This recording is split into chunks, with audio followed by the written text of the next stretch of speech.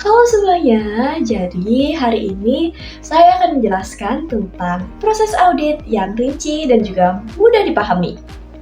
Kalau dengar kata audit, yang terpikirkan pasti angka, laporan yang tebal, dan juga suasana yang serius banget. Padahal sebenarnya audit itu mirip sama proses ngecek apakah laporan keuangan pada sebuah perusahaan itu benar-benar aman dan juga dapat dipercaya. Let's get started!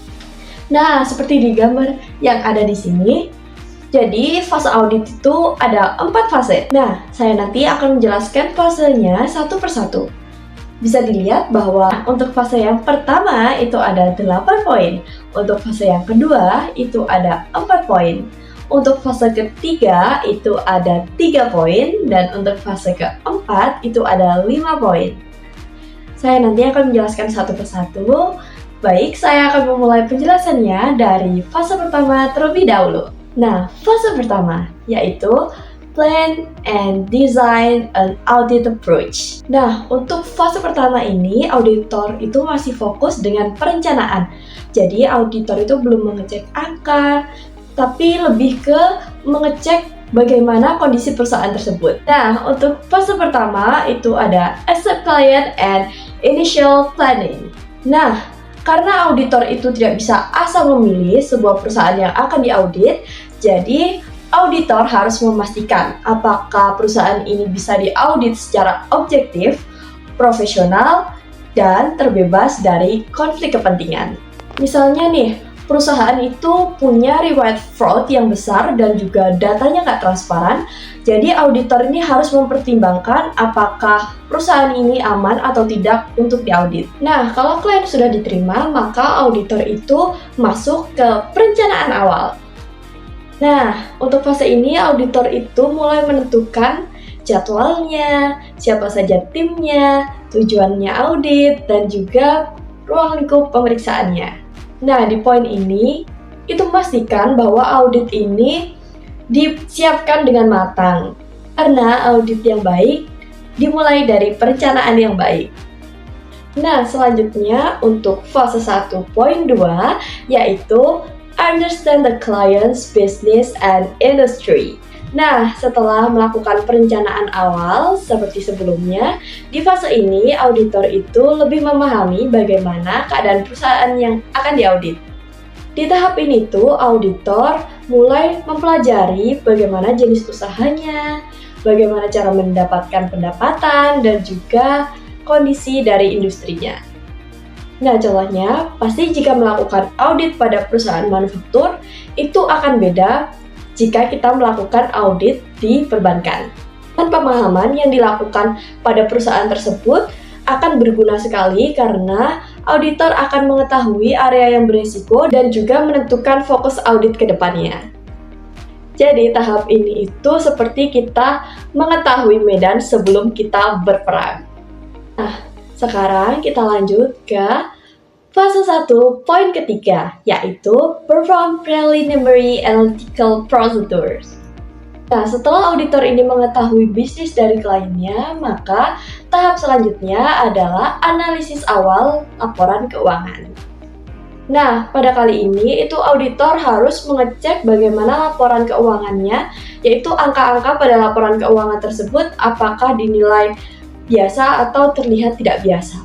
Misalnya, penjualan meningkat drastis tapi laba menurun, atau biaya tertentu tiba-tiba naik drastis dari tahun sebelumnya. Dari fase ini tuh auditor bisa tahu identifikasi awal jika adanya suatu kecurangan. Kali ini tuh auditor bakal bisa mengetahui area mana saja sih yang perlu diaudit secara mendalam. Jadi bisa dibilang bahwa proses kali ini tuh merupakan screening awal. Nah, lanjut ke fase 1.4. Jadi di tahap ini itu auditor itu mulai menentukan materiality dan juga performance materiality. Jadi secara garis besarnya materiality itu merupakan batas untuk mengetahui kesalahan yang ada dalam laporan keuangan itu penting atau tidak. Sedangkan untuk performance materiality itu merupakan batas yang lebih kecil dari materiality.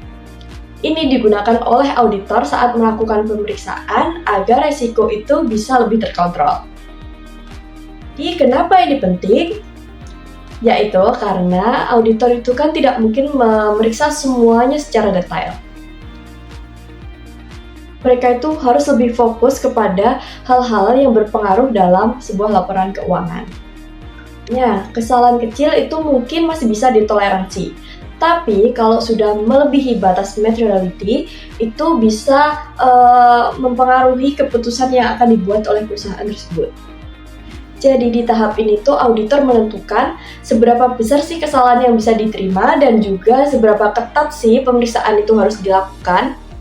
Selanjutnya kita akan membahas fase 1.5.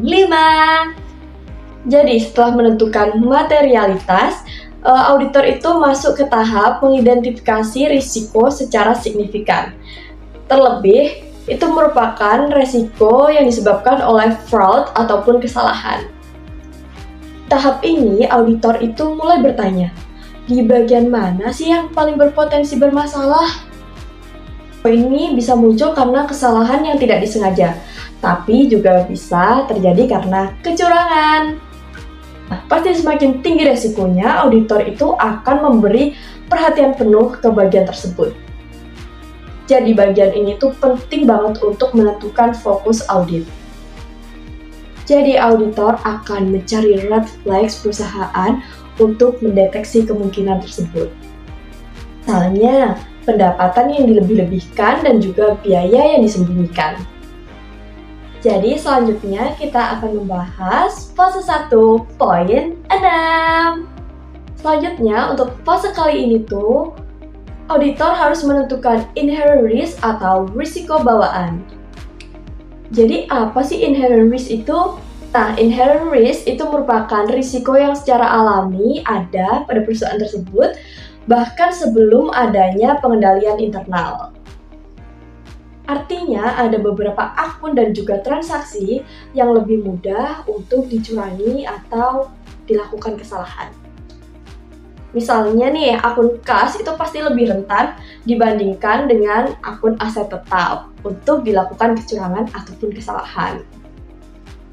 Jadi di tahap ini itu auditor harus menilai mana sih akun yang resikonya tinggi, rendah, dan juga sedang. Nah, hasil penilaian ini tuh bisa dibuat sebagai acuan oleh auditor untuk mengetahui seberapa dalam dan juga detail pemeriksaan yang akan dijalani. Maka semakin tinggi inherent risk, maka akan semakin tinggi perhatian auditor di bagian tersebut. Understand internal control and assess control risk. Nah, di tahap ini itu auditor mulai mengetahui bagaimana sih sistem internal dari sebuah perusahaan tersebut. Nah, pengendalian internal kontrol ini itu sangat penting banget buat perusahaan untuk mencegah kesalahan. Contohnya yaitu sistem approval, pembagian tenaga kerja, dan juga pengecekan dokumen-dokumen. Setelah mengetahui sistem internal dari perusahaan tersebut, auditor itu bisa mengetahui control risk-nya. Kalau sistem pengendaliannya bagus, maka risiko kecurangannya atau kesalahannya akan semakin menipis. Jadi tujuan tahap ini itu untuk memastikan bahwa sistem pengendalian internal dari perusahaan itu bagus agar bisa diaudit dengan lancar. Next, kita ke poin 8. Jadi di poin ke-8 ini kita akan membahas tentang finalize audit strategy and audit plan. Setelah semua resiko dan juga informasi dari perusahaan itu dianalisis, maka auditor ini mulai menentukan strategi untuk mengaudit. Di tahap ini, auditor itu menentukan bagaimana proses audit ini akan dilakukan. Mulai dari prosedur audit, jadwalnya, timnya siapa saja, dan juga pembagian tugasnya. Tujuannya supaya proses audit ini berjalan lancar, terarah, dan juga meminimalisir risiko yang sudah dianalisis sebelumnya. Jadi ini tuh merupakan proses perencanaan terakhir sebelum auditor ini terjun benar-benar ke lapangan. Nah, sekarang kita masuk ke fase 2. yaitu perform test of controls and substantive test of transaction. Setelah perencanaan tadi selesai, maka auditor akan masuk ke fase kedua. Di fase ini tuh auditor mulai mengkaji sistem internalnya dan juga transaksi-transaksinya. Tujuannya agar prosedur dari perusahaan ini berjalan dengan baik dan juga laporan keuangan yang disajikan itu akan bisa dipercaya oleh auditor. Di tahap ini itu auditor mulai melakukan pengujian-pengujian sebelum masuk ke tahap selanjutnya. Oke, sekarang kita berada di fase 2, poin yang pertama. Di tahap ini itu auditor mulai merencanakan cara untuk mengurangi risiko pengendalian. Apa sih risiko pengendalian atau control risk itu? Jadi, risiko pengendalian atau control risk itu adalah risiko ketika sistem pada pengendalian perusahaan itu tidak bisa mencegah atau mendeteksi sebuah kecurangan. Maka dari itu, auditor harus memastikan bahwa sistem ini tuh berjalan dengan baik. Nah, di sini tuh auditor mulai merencanakan prosedur apa aja yang bisa dilakukan agar mengurangi risiko pengendalian ini. Tujuan tahap ini itu untuk mengurangi risiko kesalahan pada laporan keuangan dan proses audit akan berjalan dengan efektif. Oke, selanjutnya kita di fase kedua and poin kedua, yaitu perform test of control. Nah, di tahap ini itu auditor mulai melakukan pengujian kepada sistem pengendalian internalnya. Nah, auditor ini memastikan apakah prosedur dan juga sistemnya ini berjalan dengan baik atau tidak. Contohnya seperti pengecekan approval transaksi, pembagian tenaga kerja, dan juga keamanan data dari perusahaan tersebut. Kalau pengendalian internal dari perusahaan itu baik, maka resiko kesalahannya akan menipis juga. Dan auditor bakal bisa lebih percaya pada sistem perusahaan tersebut. Nah, tujuan tahap ini itu untuk memastikan bahwa pengendalian internal perusahaan itu berjalan dengan efektif agar auditor ini bisa melakukan pengujian berikutnya. Next, kita lanjut ke fase 2, poin ketiga, yaitu perform substantive test of transaction. Setelah menguji pengendalian internal, maka auditor ini melakukan substantive test of transaction. Nah, di tahap ini itu auditor memeriksa secara langsung transaksi-transaksi itu benar-benar terjadi atau tidak dan juga benar dicatat atau tidak. Di tahap ini itu auditor juga mencocokkan bukti transaksi dan juga laporan keuangan ini sama atau tidak. Jadi tujuan tahap ini itu untuk memastikan bahwa transaksi sudah dicatat sesuai dengan kondisi perusahaan tersebut. Nah, selanjutnya kita akan masuk ke fase 2, poin 4. Jadi, setelah semua pengujian dilakukan, auditor mulai mengevaluasi pemeriksaan yang sudah diperoleh. Nah, auditor ini menilai apakah masih ada salah saji pada laporan keuangannya atau tidak. Salah saji ini bisa karena kesalahan ataupun fraud atau kecurangan. Kalau auditor menemukan resiko yang besar, maka auditor bisa melakukan audit tambahan untuk memastikan bahwa laporan keuangan ini akurat. Jadi tujuan dari tahap ini itu untuk memastikan bahwa laporan keuangan ini bebas dari salah saji material sebelum auditor ini ke tahap selanjutnya. Selanjutnya kita masuk ke fase ketiga, yaitu perform analytical procedures and test of details of balance. Jadi fase kali ini tuh merupakan pengujian lebih dalam dari saldo dan juga laporan keuangan perusahaan tersebut. Next, kita masuk ke fase 3, poin yang pertama, yaitu perform substantive and analytical procedure. Jadi, di tahap kali ini tuh auditor mulai melakukan analisis kepada laporan keuangan. Jadi, auditor itu membandingkan data keuangan, tren, dan juga hubungan yang tidak biasa antara akun-akunnya. Jika ditemukan angka yang tidak wajar, maka auditor akan mengelis dan juga akan melakukan audit lebih mendalam. Jadi, di tahap kali ini itu tujuannya adalah untuk membantu auditor agar mengetahui jika adanya mungkin kesalahan atau indikasi fraud dalam perusahaan tersebut. Dan ini dianalisis dari laporan keuangannya. Selanjutnya, kita akan memasuki fase ketiga, poin kedua, yaitu perform test of case. Di tahap ini itu auditor lebih fokus kepada akun-akun yang bernilai besar dan juga beresiko lebih tinggi. Auditor akan mengecek saldo dan juga transaksi yang dianggap signifikan untuk memastikan keakuratannya. Tujuan dari poin kali ini tuh untuk memastikan bahwa akun-akun penting dalam laporan keuangan itu sudah dapat dipastikan benar. Next, kita masuk ke fase 3, poin ketiga, yaitu perform additional test of details of balance. Di tahap kali ini itu, auditor melakukan pengujian tambahan terhadap saldo akun. Auditor memeriksa lebih dalam setiap saldo akunnya untuk memastikan bahwa angka yang disajikan ini benar-benar didukung dengan dokumen-dokumen yang ada. Tujuannya adalah untuk memastikan saldo dalam laporan keuangan ini benar-benar dapat dipercaya atau akurat.